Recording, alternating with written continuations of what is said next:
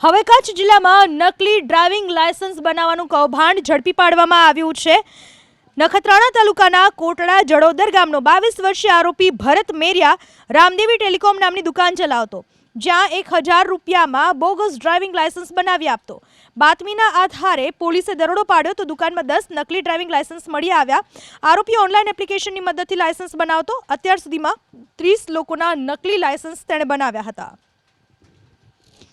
નખત્રાણા તાલુકાનું જે ગામ છે કોટડા જડોદર, એમાં એક ભરત ખેતાલાલ મેરિયા નામનો જે એક ઈસમ છે, એની એક દુકાન છે રામદેવ ઓનલાઈન કરીને। એમાં duplicate licence, driving licence issue કરે છે એવી એક બાતમી નખત્રાણા પોલીસ સ્ટેશનના હેડ કોન્સ્ટેબલ યશવંતદાન ગઢવીને મળેલી, અને એ આધારે એમણે ઉપરી અધિકારીશ્રીઓને જાણ કરી અને નખત્રાણા પીઆઈ શ્રી મકવાણા અને એમની ટીમે ત્યાં રેડ કરી અને એ ભરત ખેતાલાલ મેરિયા આ પ્રમાણેની પ્રવૃત્તિ કરતા રંગે હાથ પકડાયેલો છે।